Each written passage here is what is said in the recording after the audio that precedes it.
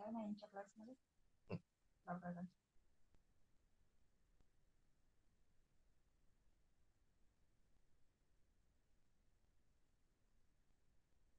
So, friends, I will introduce Aarti madam today and then she will start the lecture. So, today we have Aarti Saptarshi madam. She is microbiologist and pursuing her PhD in related field from Mumbai University, and she is quite energetic teacher and helping us lot in our this venture of online teaching. So, Aarti madam will be taking your biology. Now she is very busy because of her schedule of PhD, but this coronavirus issue has given her little time to spare for us. But as soon as this issue gets resolved, probably all of us will be get busy. So what we will ensure you is one slot 7 p.m. in the evening, and probably any additional slot on Saturday, Sunday in case required. Kindly keep it free for us. So 11th syllabus doesn't suffer, and as soon as we finish 11th syllabus, we will get into the 12th syllabus. And yesterday also I talked to you regarding that. Kindly let me know what is target after 12th. What is your intentions of joining this particular class? Some people already intimated me regarding their interest in UPSC, and they have already gone little ahead, like going for the science fraternity, but opting for the economics as optional. So this is something very mature thinking our one of student and his family is doing. So I requested him, why don't you join biology class for the knowledge sake, and that also he respected and he is present today. So it's wonderful. Now I'll not waste much time. Aarti madam has got sufficient knowledge and understanding about online classes, but anything goes wrong, madam, you can just contact me. I'll be present in class for a few minutes and then you can continue. Okay, thank you so much for your kind help all time. Okay, please continue. Thank you. Okay, so a very good evening to all of you. This is our first lecture of biology, and I have completed my BSc and MSc in microbiology, and now I am doing PhD in biotechnology. So all topics are related to biology subject. जो सारे मैंने जितना BSc MSc सब कुछ पढ़ा है वो biology से रिलेटेड है, और आप लोगों ने अभी 11th-12th में बायोलॉजी ये सब्जेक्ट लिया, इसके लिए I want to congratulate you all. क्योंकि जब मेरे टाइम पे एडमिशन्स चल रही थी तो थोड़ा सा ऐसा होता था कि 11th को बायोलॉजी नहीं लेना है क्योंकि थोड़ा डिफिकल्ट है, या फिर बहुत सारी पढ़ाई करनी पड़ती है, मुझे इंजीनियरिंग के लिए जाना है तो मैं क्यों बायोलॉजी लूँ. पर ऐसा नहीं होता है. आप लोगों ने बायोलॉजी सिलेक्ट करके ये अच्छी चीज़ की है कि बायोलॉजी के आपको बहुत सारे ऑप्शंस आगे अवेलेबल है. once you finish your 12th, it is immediate time to decide what you actually want to do in with your career.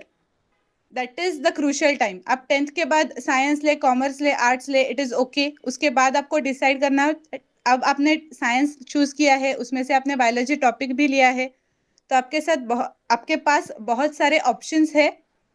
तो मैं थोड़ा सा एक पहले 10 मिनट हम लोग सिलेबस के साथ तो स्टार्ट करने ही वाले हैं. थोड़ी देर के लिए मैं आपसे बातचीत करूंगी कि अपार्ट फ्रॉम MBBS आपके पास और कौन से ऑप्शंस खुले रहते हैं अगर आपने बायोलॉजी सिलेक्ट किया तो. इंडिया में ऐसा इमीडिएटली दिमाग में आता है कि अगर बायोलॉजी ले रहा है बंदा मतलब उसे डॉक्टर ही बनना है.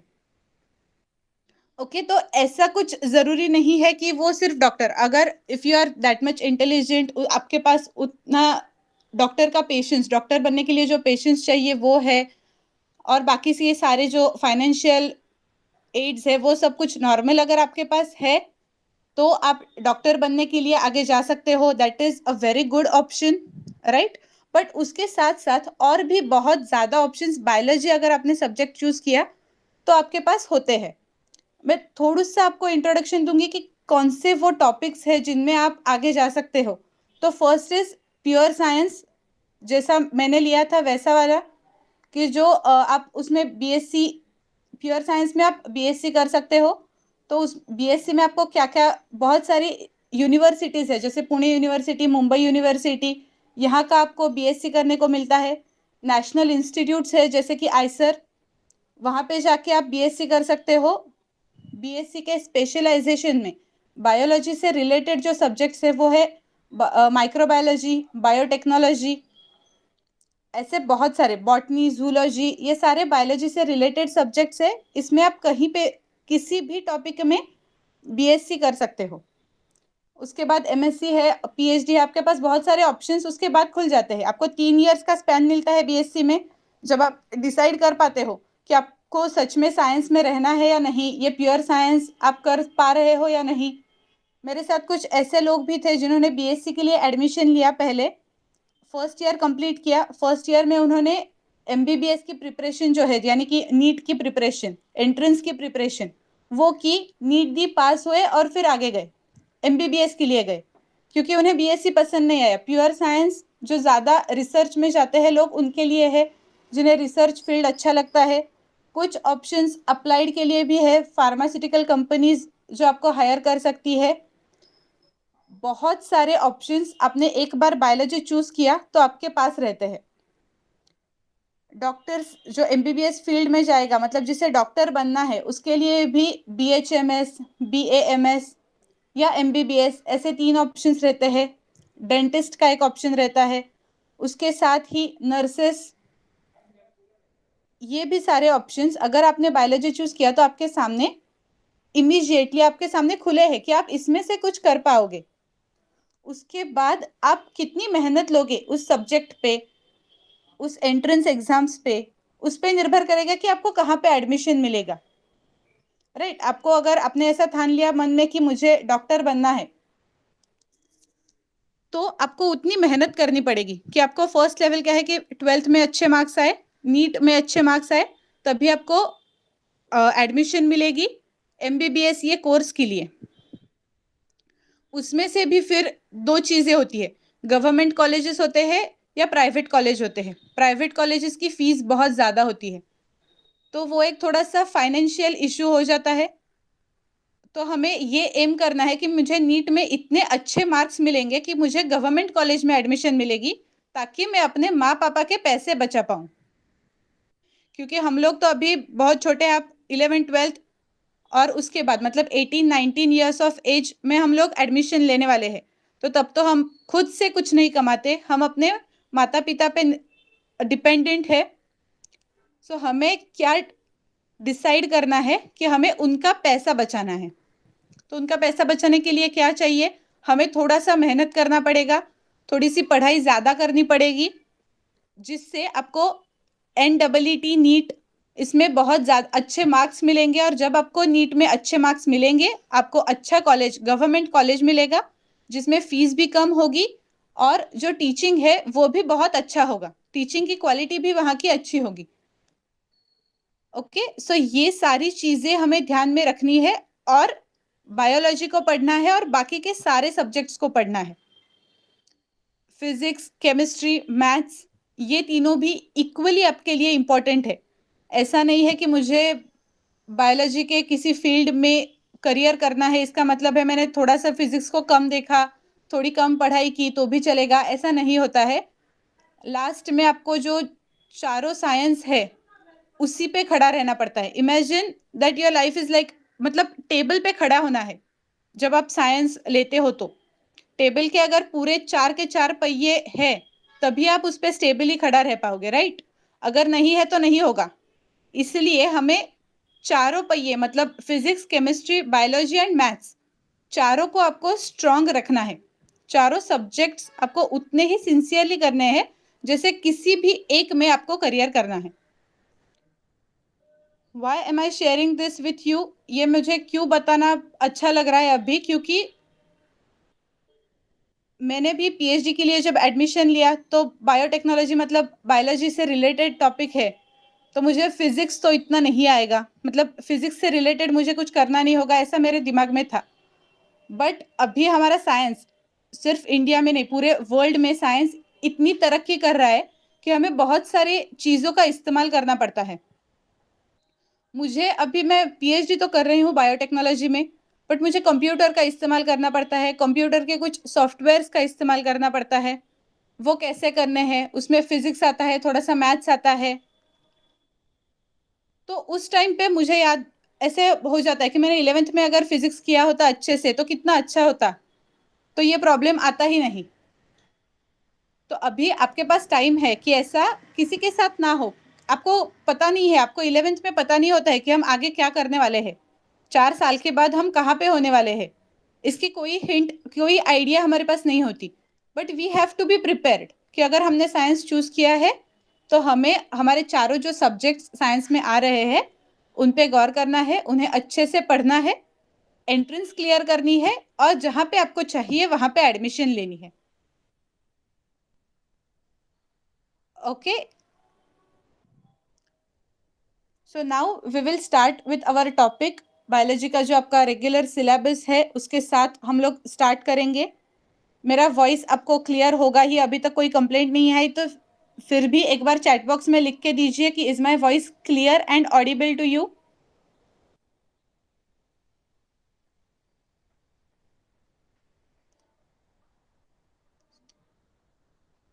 Okay, very good, perfect. तो अब एक बार प्लीज मुझे चैट बॉक्स में जैसे आपने अभी ये बता दिया वैसे ही बता दीजिए कि आप लोगों में से कौन कौन बायोलॉजी में करियर करना चाहता है, मतलब किसी भी टॉपिक पे। मैंने अभी लिस्ट बताई थोड़ी बहुत, उसमें से आपको कौन कौन है जो बायोलॉजी में जेन्युइनली इंटरेस्टेड है, जिसे बायोलॉजी में करियर करने जाना है आगे। थोड़ा सा भी डिसाइडेड होगा तो भी चलेगा। ओके, एक नाम आया आर्या, तो अभी ये स्टूडेंट का नाम है या पेरेंट्स का नाम है मुझे पता नहीं है, तो प्लीज स्टूडेंट के नाम के साथ लिख दीजिए।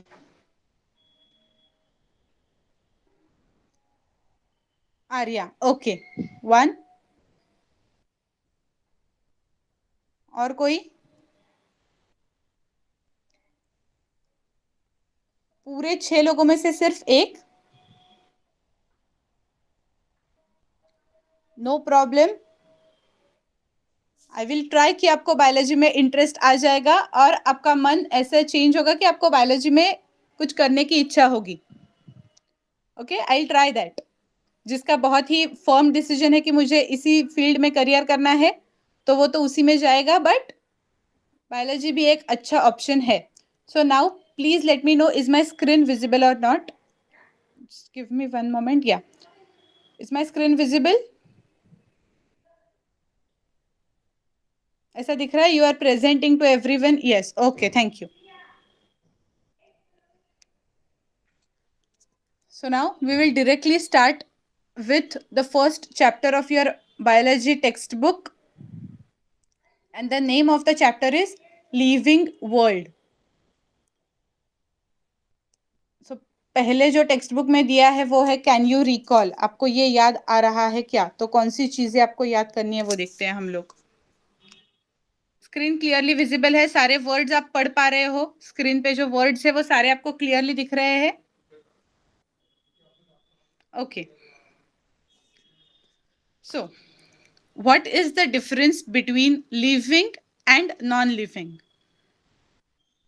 बहुत पहले से हम लोग ये देखते आ रहे हैं कि क्या डिफरेंस होता है लिविंग और नॉन लिविंग में।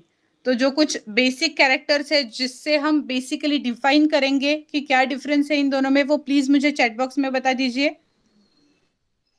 एक हाथ कैरेक्टर से स्टार्ट कीजिए कि क्या लिविंग और नॉन लिविंग में डिफरेंशिएट करते हो आप।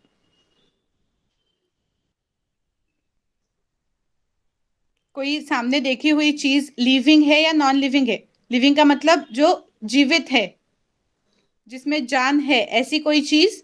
And the non living is lifeless, जिसमें कोई जान नहीं है, ऐसी चीज।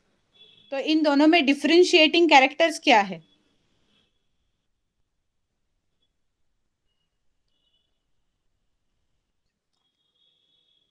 Okay, very good, correct. Living things can grow, non living things can not grow. Perfect, next.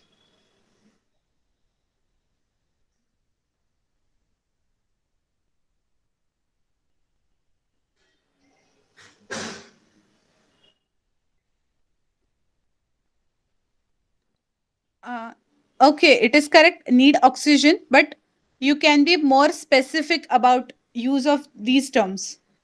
Okay, क्योंकि you are in 11th standard now, इसलिए मैं थोड़ा सा ज़्यादा एक्सपेक्ट कर रही हूँ। ये करेक्ट है, living things need oxygen, but have you heard the term burning? उसमें भी हम लोग ऐसा कहते हैं कि ऑक्सीजन होगा तो ही बर्न होगा। कैंडल का एक्सपेरिमेंट आपने स्कूल में किया होगा। जब ऑक्सीजन खत्म हुआ तो कैंडल जो जल रही थी वो बुझ गई थी, right? So with the help of oxygen what do living things do? जब ऑक्सीजन लेते हैं तो उसका इस्तेमाल कहाँ पे करते हैं लिविंग थिंग्स, या more specifically animals? Respiration, correct. So you have to write it as living things respire and non-living things do not respire.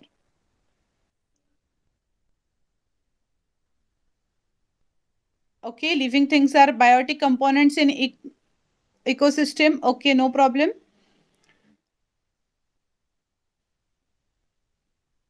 Very good, correct है, ये 3 पॉइंट्स ठीक है। और कुछ? और वो जो नीड ऑक्सीजन, उसमें मैं एक और पॉइंट ऐड करूंगी। जैसा कि मैंने एग्जांपल बताया, नॉन लिविंग था, बर्निंग जो था उसमें भी ऑक्सीजन लगता है, तो वैसा हो गया। और प्लांट्स, प्लांट्स ऑक्सीजन अंदर लेते हैं,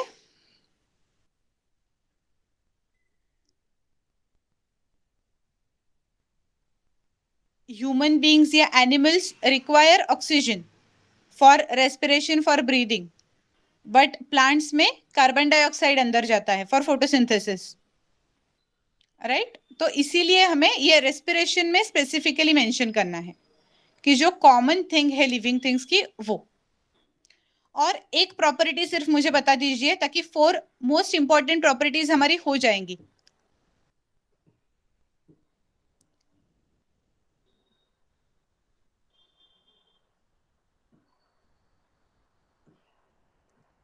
एक ही प्रॉपर्टी रह गई है जिससे हम कह सकते हैं और कि जो लिविंग में है और नॉन लिविंग में नहीं है। Okay, they need nutrition, correct. For their growth they need nutrition.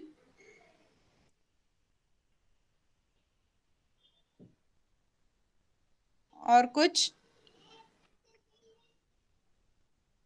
मैं एग्जांपल देती हूँ। परफॉर्म मेटाबॉलिज्म, ओके, ठीक है।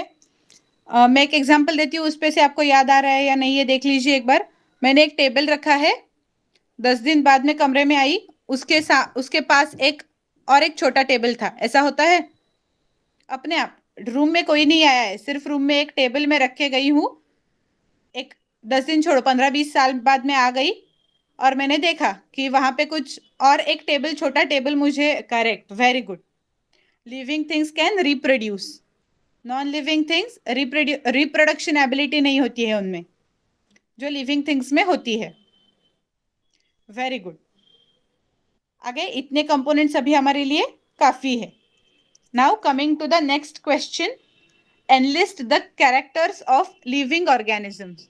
अभी जो कुछ आपने लिविंग थिंग्स के बारे में बताया, दे कैन रिस्पायर और they need nutrition, they perform metabolism, या फिर अभी जो हमने बोला कि दे कैन रिप्रोड्यूस, सो ये जो सारे हैं, that all are the characters of living organisms. अगर ये सारे कैरेक्टर्स हमें दिखे तो हम उस चीज को या जिसके साथ हम कंसर्न्ड है उसे लिविंग बोलते हैं, उसमें जान है ऐसा बोलते हैं।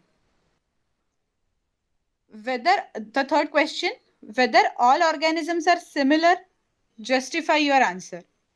क्या सारे ऑर्गेनिजम्स सिमिलर होते हैं?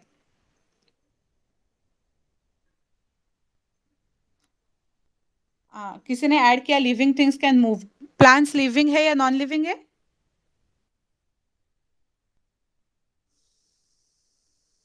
प्लांट्स हम लोग लिविंग में कंसिडर करते हैं और plants can not move, right?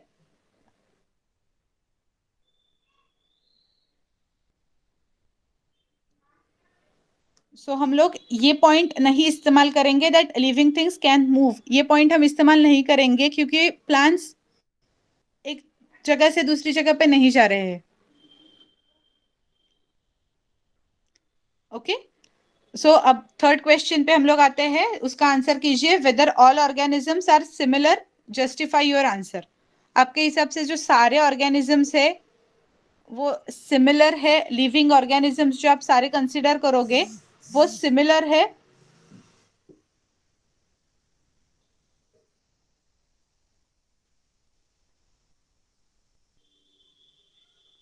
Please write something in chat box. No, they have different basic structures. Okay. जो हम लोग सारे ऑर्गेनिजम्स अर्थ पे देख रहे हैं वो सारे सिमिलर नहीं है, डिफरेंट है। मतलब हम डायरेक्टली यूज कर लेते हैं कि एनिमल्स और प्लांट्स दोनों लिविंग है, but animals are different than plants, animals are different than human beings. हम लोग बैक्टीरिया को भी लिविंग में ही कंसिडर कर रहे हैं, राइट? बट बैक्टीरिया और ह्यूमन बींग बहुत बड़ा डिफरेंस है, साइज के सारे सब में ही डिफरेंस है, राइट? तो ये जो है, तो सारे जो ऑर्गेनिजम्स है जो अर्थ पे वर्ल्ड में एग्जिस्ट कर रहे हैं, they all are different. Okay, अब मैं आपको थोड़ा सा आउट ऑफ सिलेबस सोचिए या कुछ ऐसा एक क्वेश्चन पूछती हूँ। वायरस, आपको अब कोरोना वायरस की वजह से सबको वायरस क्या है वो समझ में आ गया है कि कोई एक एंटिटी होता है जो डिसीज प्रोड्यूस कर रहा है, डिसीज कॉजिंग है वो। तो ऐसे केस में वायरस लिविंग है या नॉन लिविंग है? Correct. All living things vary in size and shape and their habitat. Correct. तो ये जो वायरस है उसे आप लिविंग में कंसिडर करोगे या नॉन लिविंग में?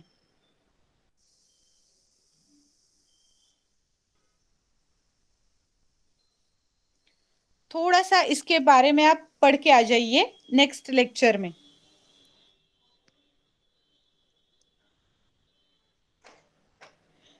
वेरी गुड, किसी ने लिखा है virus is living thing when it is in host body. तो ये एक वायरस की प्रॉपर्टी है जो ज्यादा इंपॉर्टेंट है। क्यों ऐसा है? क्योंकि virus can reproduce only in host, right? Human body, मतलब होस्ट कोई भी हो, प्लांट हो, ह्यूमन हो, किसी के बॉडी में अगर होस्ट में वो हो तब भी इट कैन रेप्लिकेट और इट कैन रिप्रोड्यूस। परफेक्ट। और अगर वो किसी बॉडी के बाहर है, मतलब ह्यूमन बॉडी के वो बाहर है, तो it is considered as non living because it does not reproduce in that condition. अब भी कोरोना वायरस का पैंडेमिक चालू है, इसलिए मैं आपको ये थोड़ा अलग सा होमवर्क देती हूँ कि वायरस के बारे में थोड़ा सा पढ़ के आ जाइए नेक्स्ट लेक्चर में। Okay, you can use Google, you can read about specifically corona virus, और उसमें से आपको पता चलेगा कि वायरस क्या होते हैं। अगर उसमें कुछ डाउट्स होंगे, you can always ask those doubts. Okay, so now coming to your syllabus again. Planet Earth is made up of abiotic and biotic components. पृथ्वीवर्ती, पृथ्वी में बहुत सारे अबायोटिक मतलब नॉन लिविंग और बायोटिक लिविंग कंपोनेंट्स है। The biotic components are obviously the living beings present around us. The question is, why do we call them living and how do they differ from non-living? जिसके हमने अभी answers लिखे, अब answers दिए, वही हमें थोड़ा ज्यादा एक्सप्लेन किया है। So first, basic principles of life.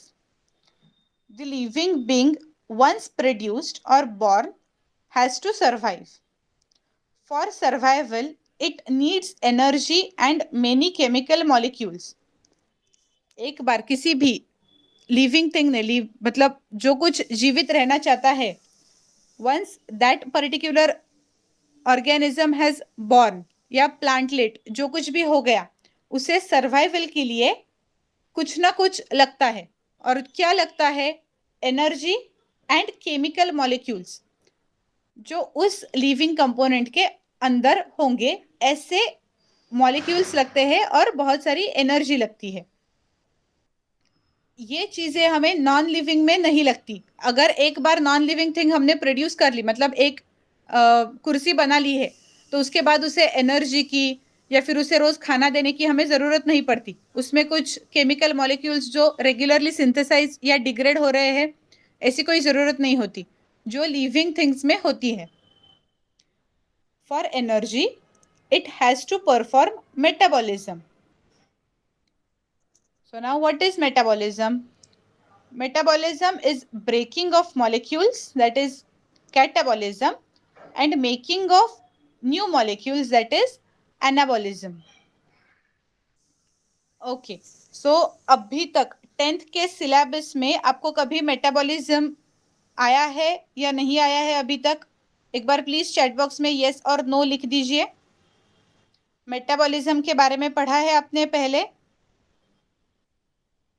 General सिर्फ टर्म आई हो तो भी चलेगा. ओके किसी ने पढ़ा है किसी ने नहीं, शायद बोर्ड्स अलग होंगे, सीबीएसई एसएससी इनमें थोड़ा सा डिफरेंस होता है. ओके सो मेटाबॉलिज्म इज जो बॉडी हमारी परफॉर्म कर रही है to produce energy. Energy production के लिए जो बॉडी कर रही है हमारी, उसे हम मेटाबॉलिज्म कहते हैं. जो एफर्ट्स बॉडी ले रही है, तो उसमें हमने दो पार्ट्स किए हैं. First is catabolism. कैटाबॉलिज्म मतलब ब्रेकिंग डाउन. मतलब आप अगर प्रोटीन्स अंदर लेते हो तो वो प्रोटीन्स डायरेक्टली यूज्ड अप नहीं होते, उनका डिग्रेडेशन होता है और फिर वो बॉडी में यूज अप होते हैं. So that is catabolism. किसी भी बड़ी चीज को छोटी करना कैटाबॉलिज्म है. ये मेटाबॉलिज्म का फर्स्ट पार्ट हो गया, फर्स्ट टाइप हो गया. And second type is anabolism. Anabolism is like construction. छोटे पार्ट से जोड़ के बड़ा पार्ट बनाना इज एनाबॉलिज्म. ये दोनों टर्म्स आपको याद रखनी ही है, ना कि सिर्फ 11th या 12th के बोर्ड्स एग्जाम के लिए, but for NEET, CET, all exams this is a very common question. Okay what is catabolism, what is anabolism? तो ये जो चीजें हैं ये आप याद रखिए कि breaking of molecules is catabolism, making of new molecules is anabolism. तो आपको याद रखने के लिए मैं एक आसान तरीका बता देती हूँ. Catabolism starts with C and catabolism मतलब होता है ब्रेकिंग, तो हम लोग उसे बोलेंगे कट, टू कट. तो जो दोनों सी से शुरू होगा, कैटाबॉलिज्म टू कट, ऐसा याद रखिए सी सी, ताकि आपको याद रहेगा कि कैटाबॉलिज्म मतलब जो बड़ा है उससे छोटा बनता है. एंड एनाबॉलिज्म कंस्ट्रक्शन है, तो मतलब कैटाबॉलिज्म का उल्टा तो समझ में आ ही जाएगा. तो ये आज हमने दो, जिन्होंने पहले नहीं पढ़ा था उनके लिए ये दो नई टर्म्स है, कैटाबॉलिज्म, एनाबॉलिज्म. उनके मीनिंग्स हमेशा के लिए, मतलब आज सीखा है, for life time you have to remember these two terms. What is catabolism and what is anabolism. Okay. So coming to the next point, B point. From birth onwards, organisms show tendency of growth and development. This growth is a well orchestrated process. मतलब क्या कि एक बार जन्म लिया तो उसके बाद growth and development दोनों चालू हो जाता है. और ये जो ग्रोथ है that is well orchestrated process. मतलब क्या कि जब हमारी ग्रोथ हो रही है तो उसमें कहीं पे ऐसा हो रहा है कि एक हाथ बड़ा हो रहा है और दूसरा हाथ उतना ही रह गया जितना हम जब हम बच्चे थे तब था. ऐसा नहीं होता. वो पूरी की पूरी कंट्रोल्ड प्रोसेस है कि जितना एक हाथ है, जितना लेफ्ट हैंड है, उतना ही राइट हैंड भी होगा हमारा. और प्रोपोर्शनेट ग्रोथ होती है हमारी बॉडी की. ग्रोथ ये प्रोपोर्शनेट होती है. So you might have observed sand mounds, boulders grow, etc. This growth is not from within, and hence these are not living beings. म्हणजे काय की आपल्याला आता फॉर एग्जाम्पल अगर हमने ऐसा देखा कि सैंड कलेक्ट हो गई है कहाँ पे और वो ग्रो हो रहा है, मतलब वो बढ़ ही रहा है ना, बट वो ग्रोथ अंदर से नहीं है. हमारी जो ग्रोथ है वो अंदर से है, बाहर से कुछ ग्रो नहीं कर रहे हम लोग. बाहर से मैंने ऐसा कह दिया कि आप अभी 16 एज के हो, आप इमीडिएटली 18 के बन जाओ, इसलिए मैं कुछ बाहर से ऐड कर देती हूँ, तो ऐसा नहीं होगा. राइट वो ग्रोथ अंदर से ही होगी. That process has to be done from inside, from within the body. तो इसलिए जो बाकी की चीजें बढ़ रही है हम उन्हें लिविंग में कंसिडर नहीं कर रहे, हम उन्हें नॉन लिविंग में कंसिडर कर रहे हैं. और when the growth is from within, we are considering it as living things. Coming to the next, growth and development are not the processes which have unlimited time span. At certain point of time, the molecules, organs, systems begin to lose their effective working and become old. This is aging process of the body. हम लोग पहले 1 साल के हैं, 2 साल के हैं, उसके बाद एक मिडिल एज आता है, 30th एज के हो जाते हैं, उसके बाद इंसान 50s के बाद बूढ़ा होना लगता है. मतलब क्या कि बॉडी के जो ऑर्गन्स है, जो हमारे सिस्टम में जो मॉलिक्यूल्स है बॉडी के अंदर, वो सारे इनका काम धीरे धीरे कम होता जाता है. सो ये जो कम काम हो रहा है उसकी वजह से that process is known as ageing. Age बढ़ रहा है तो दैट इज एजिंग. एक ऑर्गन है आपका, फॉर एग्जाम्पल हार्ट है, तो हार्ट ने उसका काम कर लिया, उसके बाद वो ऑर्गन ओल्ड होता जाता है, उसका इफेक्टिवनेस, काम करने की जो एफिशिएंसी है वो कम हो जाती है. So that process is known as ageing. अभी तक हमने जो कुछ देखा इसमें वो समझ में आ गया सबको? इज इट टू फास्ट और टू स्लो? जो कुछ है प्लीज मुझे चैट बॉक्स में बता दीजिए कि थोड़ा फास्ट हो रहा है या थोड़ा स्लो हो रहा है. जो भी आपकी कुछ भी रिप्लाई है प्लीज चैट बॉक्स में लिखिए. Is it fast?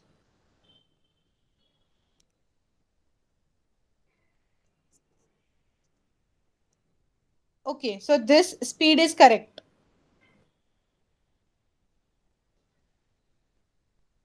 Okay, no problem. So we will go with this speed only. जहाँ पे ज्यादा एक्सप्लेनेशन की जरूरत लगेगी वहां पे मैं ज्यादा एक्सप्लेनेशन के लिए रुकूंगी. जो नए टॉपिक्स होंगे उसमें अब ये थोड़ा सा रिवीजन का पार्ट है. लिविंग थिंग्स के कैरेक्टरिस्टिक्स और हम उन्हें लिविंग थिंग्स क्यों बोल रहे हैं ये आपका पहले हो चुका है 10th तक. इसलिए मैं अभी थोड़ा ज्यादा फास्ट ले रही हूँ, लेकिन इसके बाद मैं थोड़ा सा स्लो करूंगी जब कोई नया टॉपिक होगा जिसमें बहुत सारा एक्सप्लेनेशन जरूरी है, क्योंकि हमें सिलेबस पे भी फोकस करना है साथ ही साथ, क्योंकि हमें नीट के लिए भी प्रिपेयर करना है.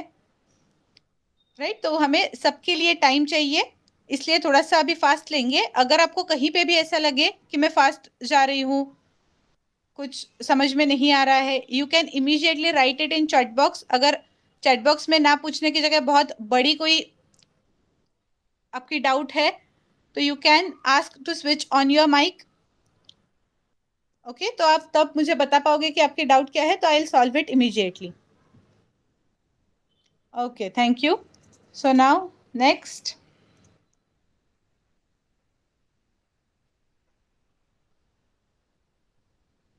So life has to continue, hence the organism tries to produce a young one like itself. अब जो रिप्रोडक्शन की एबिलिटी है वो मतलब क्यों है, रिप्रोडक्शन इतना नेसेसरी क्यों है? क्योंकि जो भी कोई ऑर्गेनिज्म अर्थ पे आता है, जो कोई भी ऑर्गेनिज्म लिविंग बीइंग है जो अर्थ पे है, उसे रिप्रोड्यूस करना क्यों जरूरी होता है? क्योंकि उसकी जो स्पीशीज है, उसकी जो प्रजाति है, वो उसे अर्थ पे सस्टेन करनी है, उसे वाइप आउट नहीं हो जाना है. अगर कोई फॉर एग्जाम्पल अगर हम ऐसा ले लेते हैं कि डॉग्स है जो रिप्रोड्यूस नहीं ही करते, जितने आ गए उतने आ गए, मतलब हमें इवोल्यूशन के बारे में इतना हम लोग नहीं अभी तक क्लियर नहीं हुआ है कि कहाँ से कौन कैसे ओरिजिनेट हुआ है. अगर डॉग की एक प्रजाति आई, वो यहाँ पे थी, but those organisms could not reproduce, अगर उन्होंने रिप्रोडक्शन नहीं दिखाया तो क्या हो जाएगा कि ऐसी कोई प्रजाति थी अर्थ पे, ये भी हमें पता नहीं चलेगा. राइट, तो जो कोई भी लिविंग कंपोनेंट अर्थ पे आता है उसका मेन एम यही होता है कि हमारी जो प्रजाति है उसे अर्थ पे सस्टेन करना है at any cost. Okay, it is possible through reproduction. वो कैसे अपनी लाइफ, अपनी प्रजाति को कैसे कंटिन्यू करता है? Through reproduction, which can be asexual or sexual. We will learn about these modes of reproduction in next chapters. This ensures continuity of race. जो कोई भी वो प्रजाति है, जो कोई स्पीशीज है, उसकी continuous presence on the earth, ये इंश्योर होता है रिप्रोडक्शन से. म्यूल्स, स्टेराइल वर्कर बीज do not reproduce yet are living. Can we call reproduction as inclusive characteristic of life? हम ऐसा बोल सकते हैं क्या कि ये जो रिप्रोडक्शन, हमने जो 4 कैरेक्टर्स में मेंशन हमने तो किया, मैंने एग्जांपल दिया टेबल का, और उसके बाद आपने कहा कि reproduction is a characteristic of living things. तो क्या हम लोग उसके हिसाब से देख पाएंगे?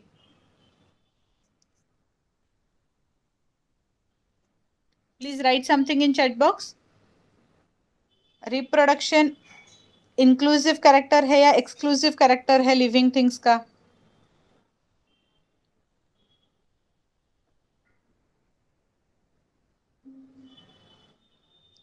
Okay, let me answer this question. अब यहाँ पे उन्होंने जो 2 एग्जाम्पल्स दिए हैं, म्यूल्स एंड स्टेराइल वर्कर बीज. तो आपने अगर अभी बीज के बारे में थोड़ी इन्फॉर्मेशन होगी तो आपको ये पता होगा कि बीज के टाइप्स होते हैं. मेल बीज होती है और क्वीन बी होती है. तो जो क्वीन बी होती है वो रिप्रोडक्शन परफॉर्म करती है. वर्कर बीज सिर्फ काम करने के लिए ही होते हैं, मतलब हनी कलेक्ट करने के लिए. तो भले ही उनमें रिप्रोडक्शन नहीं है, पर बाकी के जो क्लासेस है, बाकी के जो टाइप्स है, दे कैन रिप्रोड्यूस, राइट. तो लिविंग थिंग्स के लिए reproduction is a characteristic. Honey बीज को हम लोग लिविंग थिंग इसलिए कंसिडर कर रहे हैं क्योंकि उनका एक टाइप जो वर्कर बीज है वो स्टेराइल है, नो प्रॉब्लम. बट क्वीन बीज है जो रिप्रोड्यूस कर रही है और उनकी प्रजाति दिखा रही है, इसीलिए हम उन्हें लिविंग बींग्स में ही कंसिडर कर रहे हैं. इसीलिए ही हम उन्हें लिविंग बींग्स में कंसिडर कर रहे हैं. ओके, स्टेराइल का मतलब समझ में आ गया? स्टेराइल क्या है?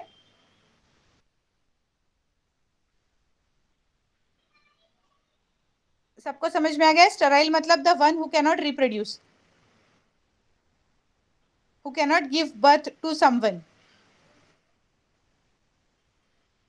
Okay, sterility.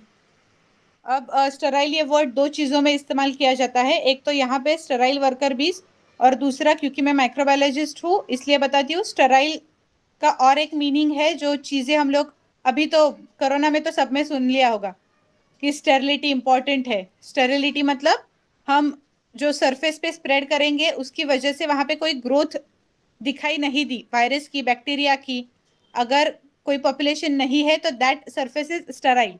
मतलब उसमें कोई भी, उस पे कोई भी लिविंग कंपोनेंट या लिविंग एंटिटी, बायोटिक एंटिटी नहीं है, तो हम उसे स्टेराइल बोलते हैं. उस सरफेस को हम स्टेराइल बोलते हैं. ओके, तो ये दोनों तरफ हम सेम वर्ड यूज हो रहा है, sterile.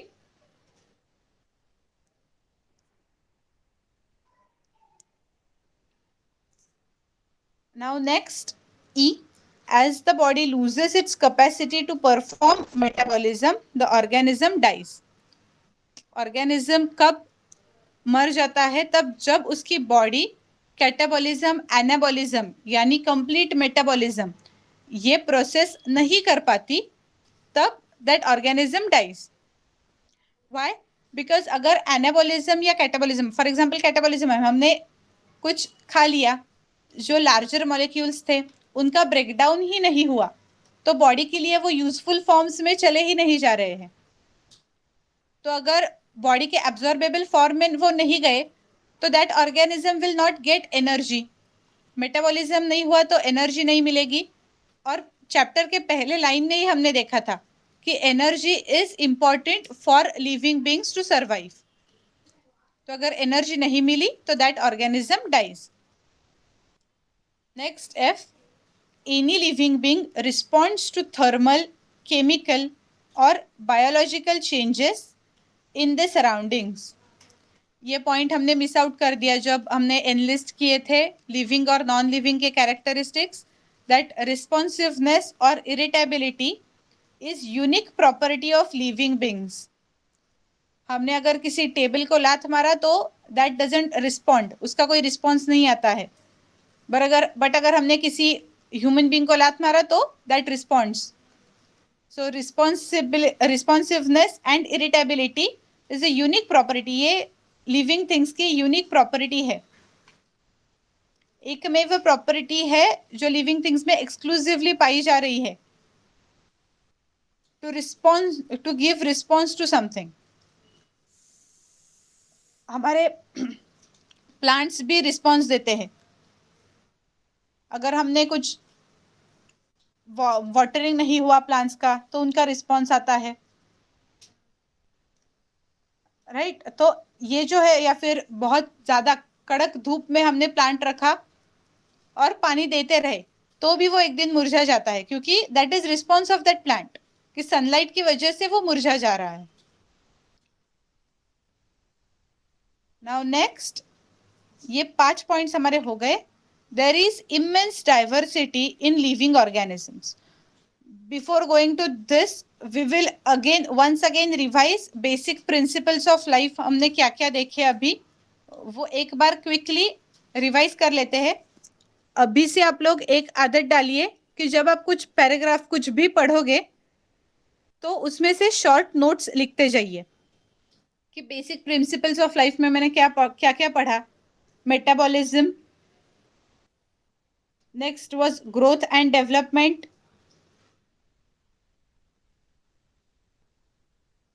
Third one was ageing, fourth one is reproduction,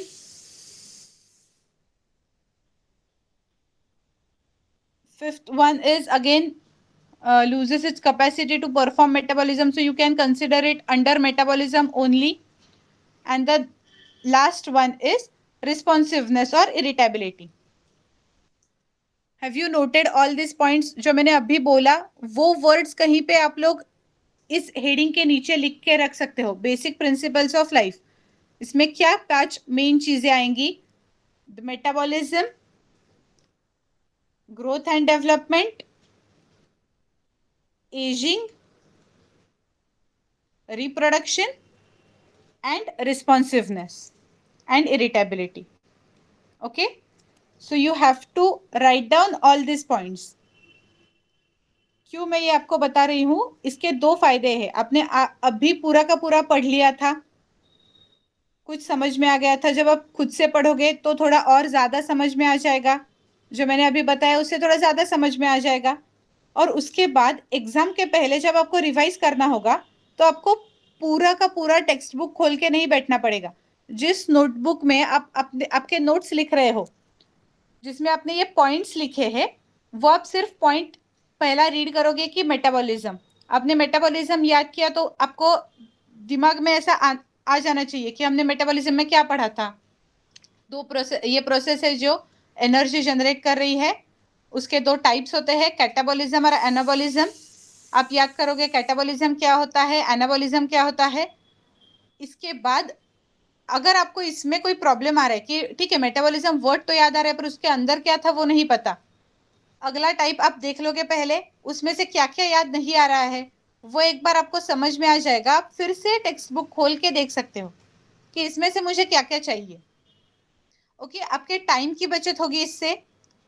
अगर आपको याद आ रहा है आपको फिर से टेक्स्ट बुक खोल के नहीं बैठना पड़ेगा। इमीडिएटली मेटाबॉलिज्म पढ़ा, 2 चीजें सामने आई, क्या है वो याद आ गया, आगे जा सकते हो। रिवीजन करते वक्त आपका ही थोड़ा सा टाइम सेव होगा, जो टाइम आप किसी और सब्जेक्ट की पढ़ाई में इस्तेमाल कर सकते हो, या जो टॉपिक आपको क्लियरली नहीं याद आ रहा उससे याद करने के लिए इस्तेमाल कर सकते हो। तो ये जो है ये थोड़ा स्टार्ट कीजिए आप, क्योंकि सिलेबस ज़्यादा है और टाइम कम होता जाता है। जैसे हम लोग आगे आगे पढ़ते जाते हैं, ये कॉमन थिंग है कि सिलेबस बढ़ जाता है और टाइम कम हो जाता है। जितना आपने 5th में पढ़ा था उससे ज़्यादा 10th में था, और टाइम उतना ही था। 1 ईयर के स्पैन में 10th में आपने ज़्यादा पढ़ा था कंपेयर टू 5th, तो वही होगा 11th में भी ज़्यादा होगा कंपेयर टू 10th। तो इसलिए ये आदत डाल लीजिए कि कैसे आप टाइम बचा के ज़्यादा पढ़ोगे और इफेक्टिव पढ़ोगे। ओके, सो अभी जो हमने बेसिक प्रिंसिपल्स ऑफ लाइफ पढ़े, उसके जो मैंने अभी वर्ड्स बताए थे वो कोई मुझे बताएगा फिर से माइक ऑन करके? Please write your name first in chat box.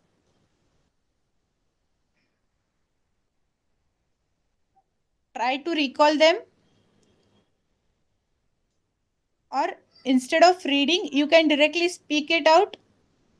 So is anyone interested? Please, कोई तो अपना नाम लिख लीजिए, चैट बॉक्स में नाम लिख दीजिए, और फिर मैं आपका नाम अगर अनाउंस करती हूँ तो आप माइक ऑन करके वो बता दीजिए.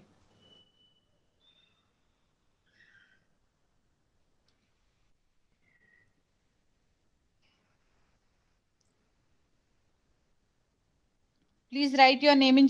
किसी को नहीं बताना है?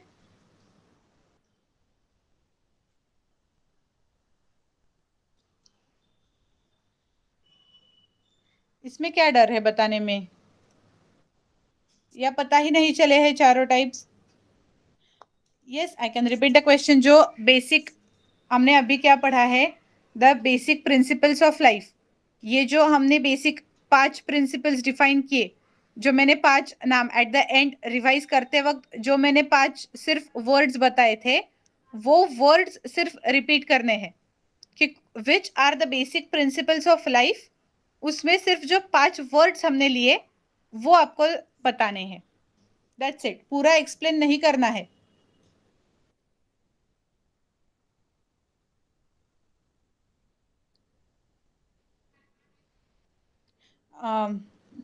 Please write your name and बता दीजिए. मतलब सिर्फ लिखना नहीं है आपको, माइक ऑन करके बताने हैं. Sankalp, yes, please switch on your mic and tell me those 5 basic principles of life. Growth, Yes, metabolism, correct, aging, correct, reproduction, correct. responsiveness. Very good, perfect. Very good. You can switch off your mic now. Perfect. सबको समझ में आ गया? तो ये इस तरीके से आपको मेंशन करके रखने हैं आपके नोटबुक में. ये 5 बेसिक प्रिंसिपल्स ऑफ लाइफ है. इसका जब आप थियोरी में आंसर लिखने जाओगे, you can elaborate it on your own. आपको समझ में आ गया है कि क्या है मेटाबॉलिज्म, आपको समझ में आ गया है ग्रोथ एंड डिफरेंशिएशन क्या है, तो इनको इलेबोरेशन आप खुद कर सकते हो. अभी तक एसएससी तक एक टेंडेंसी होती है कि हमें थोड़ा सा आदत पड़ जाती है कि रट्टा मार के लिख देंगे, एग्जाम खत्म हो गई, भूल जाएंगे. अब हमें ये नहीं करना है. 11th के बाद ये अलाउड ही नहीं है, क्योंकि अगर आप रट्टा मारोगे तो 12th के बोर्ड्स में भी डिफिकल्ट जाएगा. सीईटी और नीट को तो जाएगा ही, बट 12th के बोर्ड्स को भी थोड़ा सा डिफिकल्ट होगा, क्योंकि कितना रट्टा मारोगे. पूरा टेक्स्ट बुक, कितने चैप्टर्स हैं हमें सिर्फ बायोलॉजी में, उसके बाद केमिस्ट्री के चैप्टर्स, उसके बाद फिजिक्स के चैप्टर्स. इतना सब कुछ रट्टा मारना और याद रखना हमारे ब्रेन के लिए ही पॉसिबल नहीं है. तो हमें क्या करना है कि हर एक कंसेप्ट समझ लेनी है कि उसमें क्या क्या बेसिकली आता है, और जो मेन पॉइंट है वो याद रखना है. जैसे अभी हमने जो 5 लिस्ट किए वैसे. संकल्प ने पढ़ लिया, वेरी गुड. और कोई बताना चाहता है एक बार? लेक्चर में it is compulsory to speak.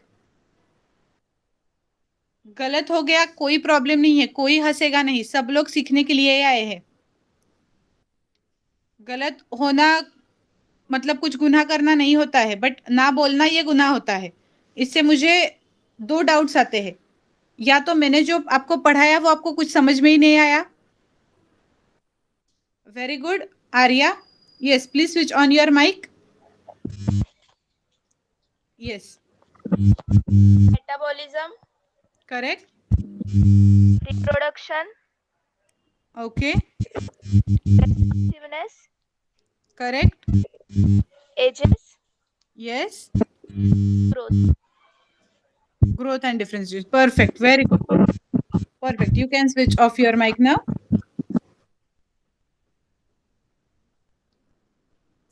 Very good. So I assume कि आपने ये सब बुक में भी लिख के लिया होगा कि हमने क्या क्या देखे थे आज, जो पॉइंट्स देखे हैं वो. Coming to the next paragraph. There is immense diversity in living organisms. Diversity मतलब हर एक लिविंग ऑर्गेनिज्म अलग अलग टाइप का है. Since time immemorial, variety of organisms are living together on earth. पता भी नहीं है हमें कि कितने सालों से किसी के एक इंसान के या एक एनिमल के मेमोरी में भी नहीं होगा, इतने सालों से organisms, different kinds of organisms are living together on earth, सारे एक साथ पृथ्वी पर रह रहे हैं. In order to understand the interrelations between living and non-living, as well as between two living beings or groups, systematic study of these is essential. जो सब living components, non living components, जो सब कुछ अर्थ पर रह रहे हैं, उनमें कुछ ना कुछ इंटरैक्शंस चालू है. एक दूसरे के साथ कोई भी इंटरैक्शन ना करते हुए इस अर्थ पे रहना इम्पॉसिबल है. दो लिविंग थिंग्स के बीच में कुछ ना कुछ इंटरैक्शन चालू रहता है. For example, we eat plants, simple interaction.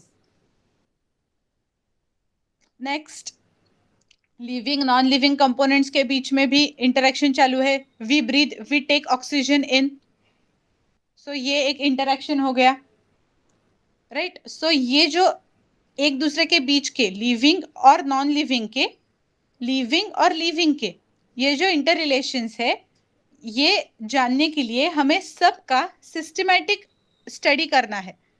Systematically हमें देखना होगा कि ये ऑर्गेनिज्म किस दूसरे ऑर्गेनिज्म पे डिपेंडेंट है, किस नॉन लिविंग थिंग्स की हेल्प ये अपने सर्वाइवल के लिए ले रहा है.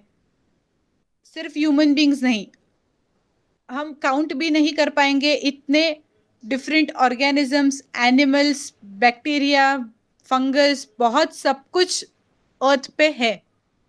और वो हर एक ऑर्गेनिज्म ट्राई कर रहा है कि वो सरवाइव कर पाएगा, प्लेनेट अर्थ पे वो सरवाइव करेगा. और उसके लिए वो बहुत सारी चीज़ें, बहुत सारी इंटरैक्शंस कर रहा है, खुद की नॉन लिविंग कंपोनेंट्स के साथ भी, और जो अलग लिविंग कंपोनेंट्स है उसके आजू बाजू में उनके साथ भी. This data is also important for various industries and agriculture. हमें ये स्टडी क्यों करना है, क्या उखाड़ेंगे हम ये स्टडी करके? मतलब बहुत सारी गवर्नमेंट्स बहुत सारा पैसा इसमें लगा रही है ये स्टडी करने के लिए, ऑर्गेनिजम्स का सिस्टमैटिक स्टडी करने के लिए. क्या ज़रूरत क्या है इस सब की? तो वेरियस इंडस्ट्रीज एंड एग्रीकल्चर. अब आपने ऑर्गेनिक फार्मिंग के बारे में सुना होगा. तो ऑर्गेनिक फार्मिंग में क्या यूज़ किया जाता है? तो जो डेड प्लांट रिमेन्स है वगैरह ऐसा कुछ, उसके बाद कुछ बैक्टीरिया होते हैं जो ऑर्गेनिक फार्मिंग में काम करते हैं. तो वो बैक्टीरिया का क्या इंटरेक्शन है, वो कैसे काम कर रहे हैं, ये ढूंढना ज़रूरी होता है, ताकि एक बैक्टीरिया ऐसा मिल जाए कि जिसका बहुत ही ज़्यादा अच्छा काम है, तो we can utilise that for agricultural purpose, like as fertilisers. और इंडस्ट्री में बहुत सारे एंटीबायोटिक्स होते हैं, या बहुत सारे केमिकल्स होते हैं, बहुत सारे न्यूट्रिशन सप्लीमेंट्स होते हैं जो बैक्टीरिया सिंथेसाइज करते हैं. तो ये अगर हमें समझ में लेना है कि कौन सा बैक्टीरिया क्या सिंथेसाइज कर रहा है, ये जब हमारे समझ में आ जाएगा तभी हम उसका इंडस्ट्रियल यूज कर पाएंगे. आपने विटामिन B12 के टैबलेट्स के बारे में सुना होगा. तो वो टैबलेट्स जो है उनका जो मेन कंपोनेंट है दैट इज विटामिन B12. ये बहुत सारे बैक्टीरिया है, एक ग्रुप है बैक्टीरिया का जो ये B12 सिंथेसाइज करता है. तो हम उसका इस्तेमाल कैसे कर पाएंगे ये हमें देखना है, और फिर उसे इंडस्ट्रियली प्रोड्यूस करना है ज़्यादा क्वांटिटी में. ओके, तो ये सारा डेटा मैंने सिर्फ ये एक एग्जांपल बता दिया था, ऐसे बहुत सारे यूजेस है. Intensive laboratory and field studies in order to identify and classify the organisms form strong basis for meaningful use of the collected data. मतलब क्या, जो फील्ड में जाके कुछ सैंपल लेके आए, कुछ नया प्लांट हमें दिखा, तो हम क्या करेंगे, उसके लीव्स या कुछ तो लेके आएंगे जो सैंपल होगा, उसके ऊपर लेबोरेटरी में कुछ स्टडी किया जाएगा जिससे पता चलेगा कि वो प्लांट कौन सा है. मतलब पहले ये कहीं पे लिखा हुआ है या कुछ नया हमें मिला है. वो देखेंगे। उसके बाद उसे क्लासिफाई करेंगे कि कहाँ से ये डिसेंडेंट हुआ, कौन से ग्रुप में फिट आएगा ये, और फिर उसके यूजेस, ये सारा हमें कलेक्ट करना है और इसका कुछ मीनिंग निकालना है। इससे कुछ मीनिंग आना चाहिए। जो कुछ डेटा हम लोग कलेक्ट कर रहे हैं ऐसे ही नहीं कर रहे हैं, टाइम नहीं जा रहा है इसलिए कुछ डेटा कलेक्ट कर रहे हैं लोग, ऐसा नहीं होता है। उसका कुछ मीनिंग है, उसका कुछ इस्तेमाल है। डायरेक्टली नहीं होगा, इमीडिएटली नहीं होगा, बट इट इज यूजफुल। वो डेटा कहीं ना कहीं से तो हेल्पफुल हो ही जाता है। बहुत सारे ऐसे प्लांट्स हैं जिनके मेडिसिनल बेनिफिट्स होते हैं, हमें वो प्लांट भी नहीं पता, उनका मेडिसिनल बेनिफिट भी नहीं पता। अगर हमें वो प्लांट मिल जाए, हम लोग कहीं पे चेक करें, तो we can use that for some medical benefit. मैंने आपको एक होमवर्क दिया है वायरस के बारे में पढ़ने के लिए। दूसरा मैं एक होमवर्क देती हूँ आपको। अब इस टॉपिक पे हम लोग बोल रहे हैं इसलिए कि ऐसा कौन सा मेडिसिनल प्लांट है जो बहुत कॉमनली यूज किया जाता है किसी ट्रीटमेंट में, और आयुर्वेदिक ट्रीटमेंट नहीं, एलियोपैथिक ट्रीटमेंट में उस प्लांट का एक्सट्रैक्ट यूज करते हैं और बहुत कॉमनली यूज करते हैं। तो ऐसा एक प्लांट आपको एटलीस्ट एक ढूंढ के लाना है नेक्स्ट लेक्चर में। Okay, will you be able to do that? Please write something in chat box. Yes, no, we are not interested, we are interested, anything.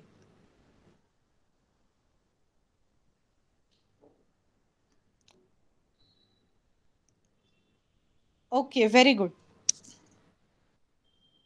Perfect.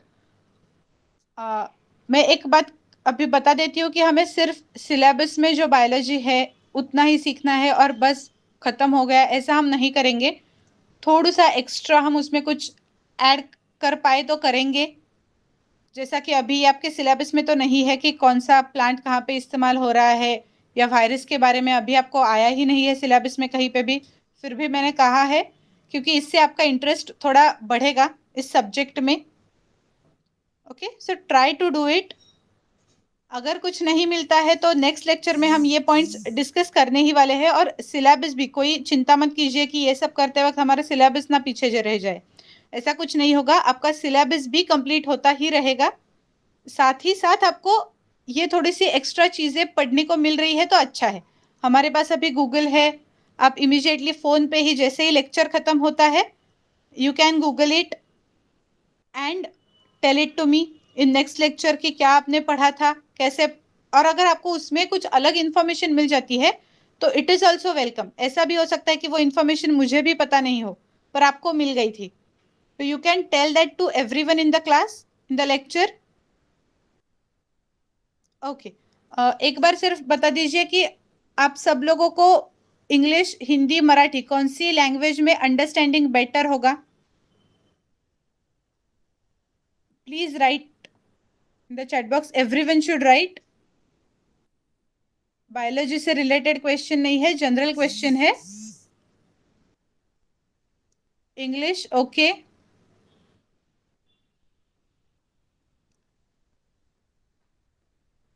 Everyone please English.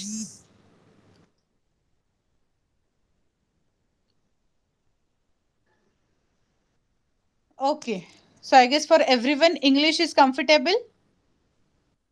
Very good, perfect. I'll explain then everything in English, and then still if you have any doubts, we can shift to Hindi or Marathi as per your convenience. Okay, no problem.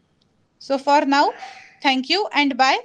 We will meet in next lecture on next Tuesday.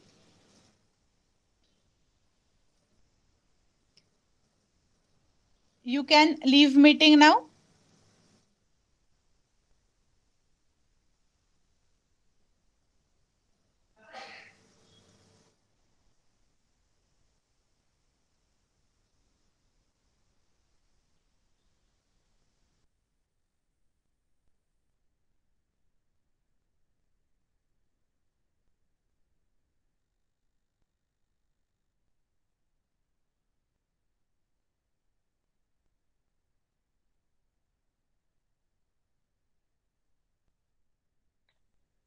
Okay, madam. Bye.